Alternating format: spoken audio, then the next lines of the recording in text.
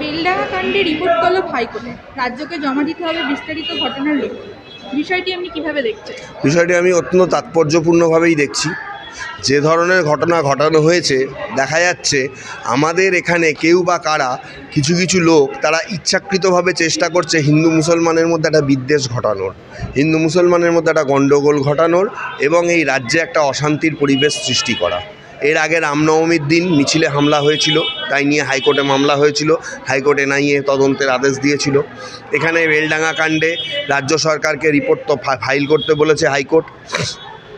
রাজ্য সরকারের মদতেই এই হামলা কিনা, পুলিশের সামনেই এই হামলা কিনা, সেটা এই রিপোর্ট থেকে জানা যাবে। যদিও আমার মনে হয় রাজ্য সরকার অন্যান্য কেসের মতন এই কেসেও টালাবাহানা করবে এবং ভুলভাল রিপোর্ট জমা দেবে, এটা আমি জানি। এবং এর পরবর্তীকালে এই কেস হয়তো এনআইএ বা সিবিআইয়ের আওতাধীন করার জন্য যারা মামলা করেছেন তারা করতে পারেন। তাদের সঙ্গে আমার একটু আগে কথা হচ্ছিল, তারা বলছেন যে হাইকোর্টের রিপোর্ট যদি সরকারের স্যাটিসফ্যাক্টরি না হয়, পরবর্তী স্টেপ হিসেবে তারা সেইটা গ্রহণ করবেন।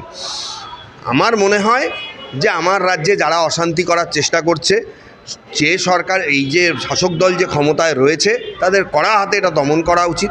কিন্তু শাসক দল ভয় পাচ্ছে, কোথাও যেন একটা ভয় পাচ্ছে। আপনাদের মিডিয়ার কাছে যাতে খবর না এসে পৌঁছায়, ইলেকট্রনিক মিডিয়া যাতে সেখানে ঢুকতে না পারে, ইন্টারনেটে কোনো মানুষ যাতে সেই খবর প্রচার করতে না পারে, বা কী হয়েছে সাধারণ মানুষের কাছে যাতে না আসে, সোশ্যাল মিডিয়ায় যাতে না আসে, সেখানে ইচ্ছাকৃতভাবে আজও পর্যন্ত, আজকে 9 দিন হয়ে গেল, ইন্টারনেটটাকে বন্ধ রাখা হয়েছে। এর আগে আমরা দেখেছিলাম একই ঘটনা শ্যামপুরে, সেখানেও ইন্টারনেট বন্ধ রাখা হয়েছিল। আমরা দেখেছিলাম বারাসাত, হাড়োয়া, ওই সাইডটাতে, সেখানেও ইন্টারনেট বন্ধ রাখা হয়েছিল বছরখানেক আগে। মানে সরকার চাইছে, সরকার বিরোধী বা কোথাও কোনো গণ্ডগোল কোনো কিছু হলে, হিন্দু মুসলমানের মধ্যে কিছু হলে, সেইটা যেন সারা রাজ্যবাসী জানতে না পারে, প্রতিবাদটা না করতে পারে। আর সবথেকে আরেকটা বড় ব্যাপার, সংখ্যালঘু যারা রয়েছেন তারা জানে, তারা হুঙ্কার দিক, ধিক্কার দিক, হিন্দুদেরকে মারধর করুক, তারা জানে, সরকার জানে এই সংখ্যালঘুর ভোট ছাড়া এই রাজ্য সরকার চলতে পারবে না। যার জন্য তাদের কুকীর্তিগুলো রাজ্যবাসীর সামনে তুলে ধরানো যাবে না, তাহলে আরও বেশি মামলা মোকদ্দমা হয়ে যাবে, আরও গণ্ডগোল হয়ে যাবে। বোধহয় সেই জন্যই সবার লোকচক্ষুর আড়ালে ব্যাপারটাকে রাখা হয়েছে। কিন্তু সব কিছু তো চাপা থাকে না। বেলডাঙ্গা থেকে কিছু মানুষ কোনোভাবে এসেছেন, এসে তাদের সঙ্গে যোগাযোগ করেছেন, তারা ঘটনার তথ্য তাদের মোবাইলে ছবিতে তুলে রেখেছেন, সেই সমস্ত দিয়ে মামলা ফাইল হয়েছে এবং হাইকোর্ট রিপোর্ট তলব করেছে। আমরা দেখতে পাচ্ছি অনুপ্রবেশকারীদের প্রবেশ ক্রমাগত বেড়েই চলেছে রাজ্যে। এটা মদত আছে। কারণ হচ্ছে যে এই তৃণমূল সরকারে থাকতে গেলে এখন অনুপ্রবেশকারীদের প্রবেশ দিতে হবে, মদত দিতে হবে। কারণ তাছাড়া তাদের সংখ্যালঘু ভোট ছাড়া তাদের পক্ষে সম্ভব না টিকে থাকা। এবং বিভিন্ন রকমের গুন্ডা, বিভিন্ন রকমের মানে চক্রান্তবাজ, চিটিংবাজ, এরা হচ্ছে এই অনুপ্রবেশকারীদের মাধ্যমে সরকার সংগঠিতভাবে ক্রাইমটাকে করাতে পারবে, করিয়ে বাংলাদেশ যোগ বা বিহার যোগ বলে দেবে। এইটার জন্যই ওই অনুপ্রবেশকারীদের, তাদের দরকার, নেতাদের দরকার ভোটটাকে নিজেদের মানে আওতাধীন রাখার জন্য। সেই জন্য অনুপ্রবেশকারীদের দরাজ সার্টিফিকেট দেওয়া হচ্ছে। তাছাড়া একদম বর্ডারে আমাদের রাজ্য, সেখান দিয়ে পুলিশকে পয়সা দিয়ে ঢুকে যাচ্ছে। কিন্তু এখানে শুধুমাত্র রাজ্য কেন, কেন্দ্রীয় সরকারও তার দায় এড়াতে পারে না। বিদেশ মন্ত্রকটা কার দখলে? সেই মন্ত্রকে কেন স্ট্রং অবজারভেশন হচ্ছে না? এই তো স্বরাষ্ট্রমন্ত্রী কয়েকদিন আগে এসে পশ্চিমবঙ্গে ঘুরে গেলেন। বিদেশ মন্ত্রকের কাজকর্ম, পাসপোর্টের যাতে আরও সুবিধা হয় সেগুলো তিনি সমস্ত নিজে তদারকি করে গেলেন এবং নতুন মানে মনে হয় অফিসের উদ্বোধন করে গেলেন। তারপরেও এই ধরনের ঘটনা কি করে ঘটতে পারে? আসলে কোনো সরকারই সঠিকভাবে নজরদারি করে না এবং নিজেদের ধান্দায় দুটো সরকারই ব্যস্ত, কেন্দ্রের সরকার এবং রাজ্য সরকার। না হলে আজকে বুক ফুলিয়ে কেউ বলতে পারে একটা জুয়া সংস্থা ডিয়ার লটারি, তার ইলেকটোরাল বন্ড সবথেকে বেশি কিনেছে বিজেপি। তারা আবার মানুষকে বলছে আমাদের থেকে সৎ কেউ নেই, আমরা দেশের জন্য এত করেছি, আমরা রাম মন্দির করেছি, আমাদেরকে ভোট দাও। এই সমস্ত দলকে তো 10 বছরের জন্য সাসপেন্ড করে দেওয়া উচিত। জুয়ার টাকায় ইলেকটোরাল বন্ড কিনে যে দল ভোটে লড়ে, সে বিজেপি এবং তৃণমূল, 10 বছরের জন্য সাসপেন্ড হওয়া উচিত। কারণ জুয়া বা গ্যামলিংকে দেশের শাসক দল উদ্বুদ্ধ করছে যাতে আরও বেশি বেশি করে হয়। তাই জন্যই তো তারা বুক ফুলিয়ে ঘোষণা করেছে।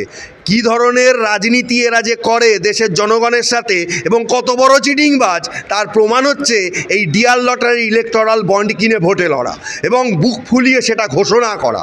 আমি মনে করি যে এই দুটো দলই, বিজেপি এবং তৃণমূল, মানুষের বয়কট করা উচিত পরবর্তী 10 বছরের জন্য। কসবাকাণ্ডে জমি কেলেঙ্কারি নিয়ে প্রশ্ন উঠছে প্রশাসনের, সে বিষয়ে কি বলবেন? কিছু করার নেই। কিছু করার নেই, এটা মদত। সরকার মদত দিতে দিতে দিতে দিতে দেখুন, সেই একটা গল্প আছে না, রাখালের পালে বাঘ পড়েছে, রাখাল রোজই বলতো পালে বাঘ পড়েছে, পালে বাঘ পড়েছে বলে বন্ধুদের ভয় দেখাতো, বন্ধুরা এসে বাঘ পেত না। যেদিন সত্যি সত্যি বাঘ পড়লো সেদিন আর কিছু করতে পারলো না, সে বাঘের খাদ্য হয়ে গেল। এখানেও ব্যাপারটা হচ্ছে তাই।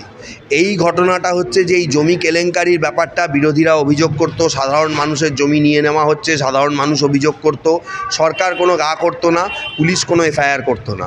কিন্তু যখনই দেখা গেল কাউন্সিলর অ্যাটাক হয়ে গেল, তখনই মন্ত্রীকে মানে রাজ্যের প্রাক্তন পরিবহন মন্ত্রীর মুখে শুনতে পেলাম এনাফ ইজ এনাফ। রাজ্যের বর্তমান মেয়র যিনি, তিনি বললেন এনাফ ইজ এনাফ। আরও অনেক কিছু শুনতে পেলাম, আরও অনেক কিছু দেখতেও পেলাম। মদন মিত্র বলছেন কেন, মানে আঁতে ঘা লেগেছে। যদিও এই ঘটনার মধ্যে অনেক সত্য অসত্য অনেক ব্যাপারও রয়েছে। ওই চেনকে চেঞ্জ করতে গেছিলো সুশান্ত ঘোষ, ওখান থেকে টাকা পয়সার লেনদেনটা কমে গেছিলো। আমার ওখানকার লোকজনই বলছে যে দাদা সুশান্তদা ওই টাকায় সন্তুষ্ট ছিল না, ওখানে একটা ইট গাঁথতে গেলেও ওখানে লোককে পয়সা দিতে হয়, সুশান্ত ঘোষ পরোক্ষে পয়সাগুলো নেয়, ছিল না বলেই আজকে এই ঘটনা। এবং সবথেকে বড় ব্যাপার হচ্ছে যে আমি মনে করি আপনারা ভালোভাবে খবর নিন, সুশান্ত ঘোষের এটা একটা সাজানো গেম প্ল্যান, যে এরকম একটা করে গা ভাসিয়ে রাখা, এছাড়া আর কিছুই না। এটা তৃণমূলের অন্দরে আপনি খবর নিন, ভেতরে সবাই এটা জানে। আর এই যে বড় বড় কথা এখন যারা বলছেন এনাফ ইজ এনাফ বা ইত্যাদি, তারাও এই ব্যাপারটা জানেন। আর যদি আমি ব্যর্থতা ধরি তাহলে কলকাতা পুলিশ চরম ব্যর্থ। কলকাতা পুলিশের থেকে চরম ব্যর্থ আর তো কেউ নেই এই মুহূর্তে। কলকাতা পুলিশ সমস্ত কেসগুলোকে তাদের নিজেদের হাতে রেখে দিয়েছে। কেন বিহার থেকে, কেন প্রতিটা কেসে বিহার থেকে কেন গুন্ডা আনতে হবে? আচ্ছা, বিহারের থেকে যেখান থেকে গুন্ডা আনছে সেখানে গত 5 বছর বা 10 বছরে, লাস্ট 10 নীতিশ কুমারের আমল, যেখানে নীতিশ কুমার শাসন করছে লালু প্রসাদ যাদবের পরে, সেখানে একটা আপনি হাফ মার্ডার দেখাতে পারবেন? যে গুন্ডাটা তুমি যে অঞ্চল থেকে আনছো সেখানে একটা হাফ মার্ডার নেই। কেন নেই? কেন নেই? এইটা মিডিয়ার অবশ্যই অনুসন্ধান করা উচিত, যে সেখানে তাদের একটা গুলি চালানোর ক্ষমতা নেই। ক্ষমতা নীতিশ কুমার তাদের খুলিটা উড়িয়ে দেবে। সেখানে যাদের মাথার ওপরে 300 থেকে 1000 কেস ছিল, এসটিএফকে নির্দেশ দেওয়া ছিল তার নীতিশ কুমারের, পুরো ঘিরে ধরে 50-100 ব্যাটালিয়ান নিয়ে